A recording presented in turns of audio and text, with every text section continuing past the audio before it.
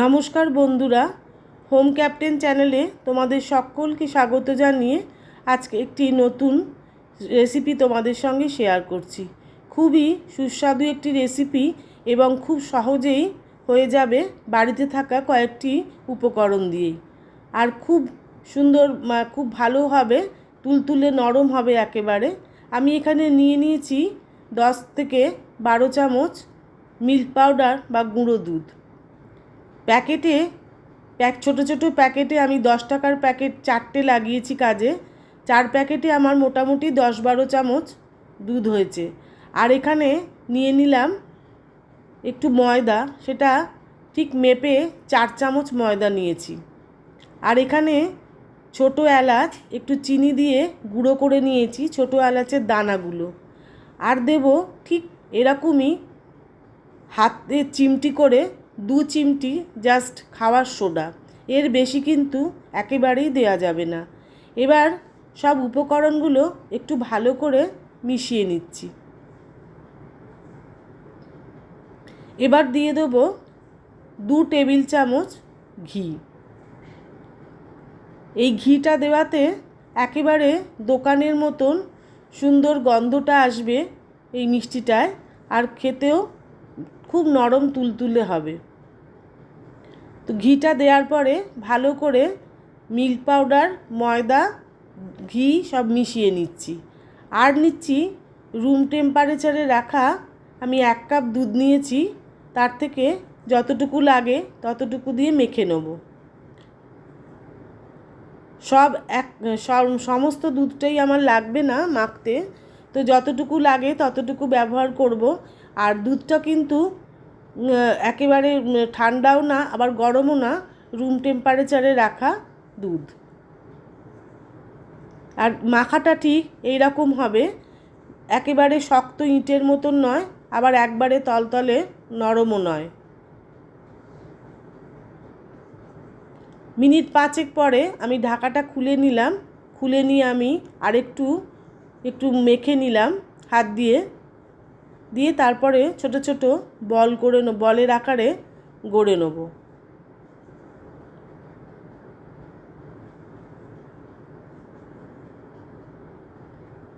এবার 2 হাতের তালুর সাহায্যে আমি একেবারে ছোট ছোট করে একদম মসৃণ করে বলগুলো বানিয়ে নেব।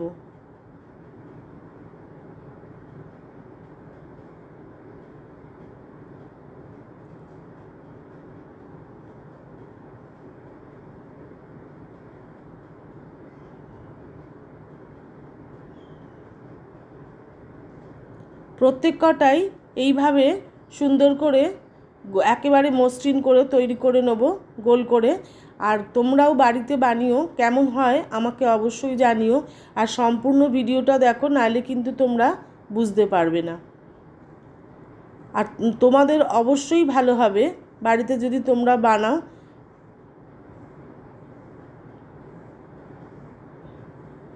সব কটা আমার একেবারে মসৃণ করে গোল করা হয়ে গেছে। এবার আমি এগুলোকে ভেজে নেব সাদা তেলে। এবার কড়াইটা বসিয়েছি, তাতে আমি পর্যাপ্ত পরিমাণে তেল দিয়ে নিয়েছি। এবার একে একে বলগুলো সব কড়াইতে ছেড়ে দেবো। এখানে আর একটা খুবই গুরুত্বপূর্ণ কথা বলে রাখি, যেটা হলো তেল কিন্তু একেবারেই বেশি গরম করা চলবে না। ঠিক আমি যেরকম অবস্থায় দিলাম বড়াগুলো, ঠিক সেরকমই অবস্থাতেই দিতে হবে। তেল বেশি গরম হলে কিন্তু ওপরটা পুড়ে যাবে, ভেতরটা কাঁচা কাঁচা থেকে যাবে।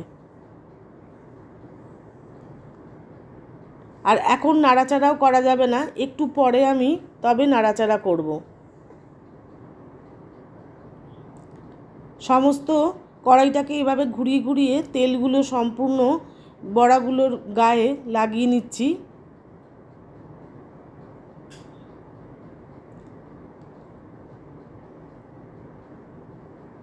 তারপরে বেশ খানিকটা পরে আমি খুন্তি দিয়েছি, যখন একটা পাশ যখন লালচে হয়ে গেছে তখন আমি খুন্তি ব্যবহার করেছি, তা না হলে কিন্তু বড়াগুলো খোঁচা লেগে ভেঙেও যেতে পারে। ঠিক এরকম রং এসে গেলে তখন তুলে নেব।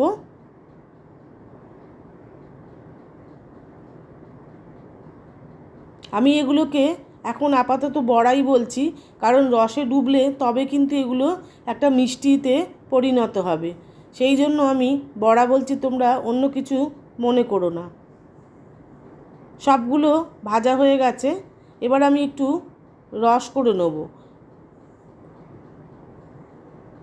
2 বাটি জল দিয়ে দিয়েছি, ঠিক ওই বাটিরই একেবারে মাপে সমান সমান করে 1 বাটি চিনি দিয়ে দিলাম।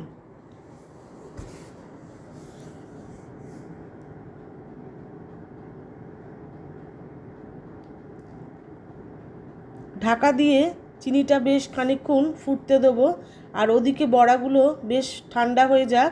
ঠান্ডা না হলে রসে দেওয়া যাবে না। গরম বড়া আর গরম রস কিন্তু জিনিসটা খারাপ করে দেবে। এবারে দিয়ে দিচ্ছি আমার ঘরে থাকা খাবার রং, কিন্তু সম্পূর্ণ অপশনাল।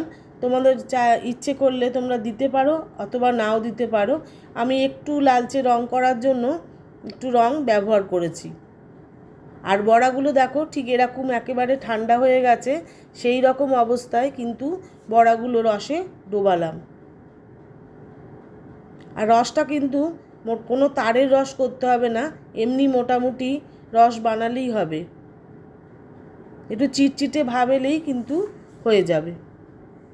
এবার বেশ 7 মিনিট থেকে 8 মিনিট আমি বড়াগুলোকে ভালো করে ফুটিয়ে নেব ঢাকা দিয়ে। 2-3 মিনিট পরে আবার খুলে দেখতে হবে কতটা ফুটছে।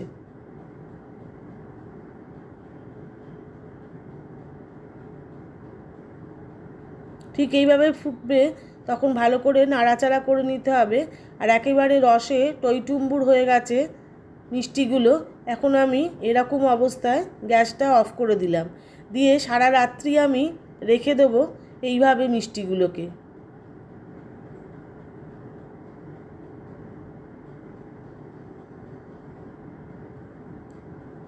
পরের দিন সকালবেলা আমি মিষ্টিগুলো তুলে দেখাচ্ছি যে কীরকম রসে ফুলে বড় বড় হয়ে গেছে। তোমাদের আমি একটা মিষ্টি কেটে দেখিয়ে দিচ্ছি, দেখো চামচ দিয়ে কাটছি, কত সুন্দর নরম তুলতুলে হয়ে গেছে। আর একেবারে ভেতরে কীরকম রস ঢুকেছে আর কীরকম জালি হয়েছে, দেখো কীরকম জালিদার মিষ্টিটা তৈরি হয়েছে, পুরো দোকানের মতন একদম রসে টইটুম্বুর। দেখেছো রস কত ভেতরে। তো বন্ধুরা, আমার এই রেসিপিটা যদি তোমাদের ভালো লাগে, প্রথমেই তোমরা একটা সাবস্ক্রাইব করে দিও, তারপরে অবশ্যই লাইক, শেয়ার আর কমেন্ট করতে কিন্তু ভুলো না। আজকে এই পর্যন্তই থাক, পরের আরেকটি ভিডিওতে নিশ্চয়ই তোমাদের সঙ্গে আবার দেখা হচ্ছে।